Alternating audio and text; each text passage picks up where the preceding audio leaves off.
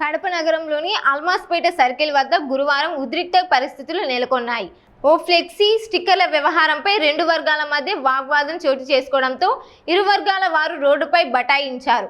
పరిస్థితిని అదుపులోకి తీసుకురావడానికి పోలీసులు భారీగా మోహరించి చర్చలు జరిపారు.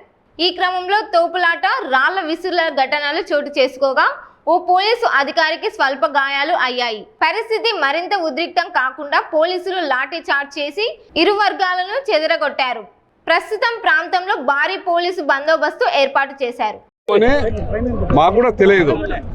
మా ఇన్ఛార్జి మంత్రి గారు ఫోన్ చేశారు, పార్టీ ఆఫీస్ నుంచి చేసి ఏదో గొడవ జరుగుతుందంటే మీరు ఫోన్ అన్నారు. గొడవ జరిగినప్పుడు పోతుంటే నాకేం తెలియదని నేను ఇక్కడ ముస్లిం పెద్దలతో మాట్లాడినాను, హిందూ పెద్దలతో మాట్లాడితే రాండి మాట్లాడదాం, పరిష్కారం అంటారు.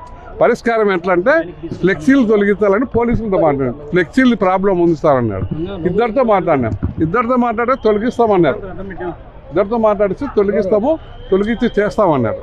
ఆ తర్వాత ఈ పిల్లలు వాళ్ళందరికీ ఆ పెద్దలు కొంతమంది ముందు పోయి హిందువులతో మాట్లాడితే వాళ్ళు చెప్పినారు. డిఎస్పీ గారు ఉన్నారు, అందరూ ఉన్నారు. వీళ్ళకి వచ్చి చెప్పినా కానీ అందరేమో చేస్తామని చెప్పినారు. పెద్ద ఆయన ఒక ఆయన ముందే తీసేమని మళ్ళీ మాట్లాడతాం అన్నాడు. అన్నప్పుడు వీళ్ళందరూ వీళ్ళలు వేయడము, అందరూ రావడము అంత ఇబ్బందికరం జరిగింది. తప్పేమి ఇద్దరిది తప్పే ఉంటుంది, ఒకరికొకరు అనేది ఏం లేదు. నేను అధికారులతో మాట్లాడడం కూడా జరిగింది.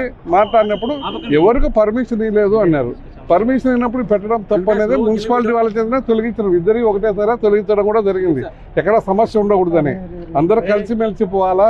ఈ చిన్నదాని కోసం ఇప్పుడు ఇంత ఇష్యూ చేసుకోవడం చాలా తప్పు అని ఇద్దరికి చెప్పడం కూడా జరిగింది. దాంట్లో భాగంగానే చెప్పినాం. ఆ తర్వాత కొంచెం చేస్తే పోలీసులు కంట్రోల్ చేయలేకపోతే ఎక్కువ అవుతుంది, బాగా ఇబ్బందికరం అవుతుందని పోలీసులు చేసింది కూడా మంచిదే. ఇద్దరిని తెరమేసినారు, సమస్య లేకుండా చేస్తారు. ముఖ్యమంత్రి దాని గురించి మాట్లాడతారు, తొందర ఏం లేదు. ఎప్పుడు మన్నాడు ఇప్పుడు ఏముంది దాంట్లో, రోజుకి ఆ రోజుకి ఏదో ఒక గంటకు మాట్లాడుతూ అంటారు. సమస్య ఉంది, మాట్లాడతారు.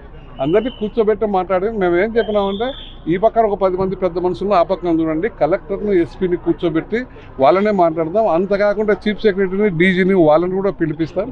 ఏ పొలిటికల్ వాళ్ళు వద్దు, ఇక్కడ పొలిటికల్ వాళ్ళు ఇన్వాల్వ్మెంట్ ఉండకూడదు, పొలిటికల్ వాళ్ళు అవసరం లేదు.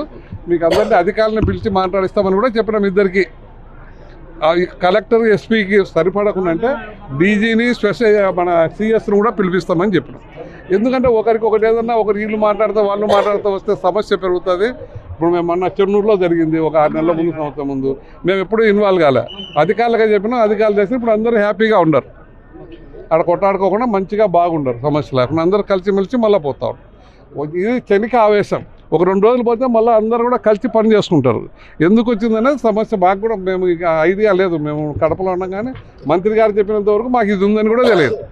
మంత్రి గారు ఫోన్ చేసి ఇట్టుందన్న మీరు పోయి కొంచెం మాట్లాడనంటే, అమ్మ నేను పోతే బాగుండదు, కడప కాన్స్టిట్యున్సీ కదా, మేము పోతే బాగుండదు, వాళ్ళు లేదా మీరు పోవాల్సిందే, ముఖ్యమంత్రి గారు చెప్పినారు పోవాల్సిందే అంటే నేను ఇద్దరికి ఆ నుంచే ఫోన్ చేసిన. ముస్లిం లీడర్లకు చేసిన, వీళ్ళకి చేసిన, పోలీసులకు చేసిన. పోలీసు వాళ్ళు చెప్పినాడు, సార్ ఫ్లెక్సీల సమస్య ఉంది, అది పోతే తెగిపోతుంది, దాంట్లో కొంచెం ఇబ్బందికరంగా ఉంది, వీళ్ళు ముందు వాళ్ళు ముందు అంటున్నారు, మీరు రాండి అన్నారు.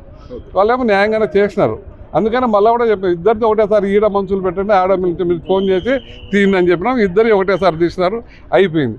అయిపోయినాక కేకలు వేసుకోవాల్సిన అవసరం కూడా ఏం లేదు. సమస్య లేకుండా పోయింది కదా, సమస్య లేకుండా పోయినా చేసుకుంటారంటే పోలీసులు ఎంతసేపని ఓపిక ఉంటుంది. ఉదయం అదే అవన్నీ చేయడం వల్ల ఇంకా పెద్దదవుతుంది. పోలీసు వాళ్ళు ముందు జాగ్రత్త జరగగా కొంత అందరినీ అల్లరి మూకలను చెదరగొట్టడం కోసం ఆ ప్రయత్నం.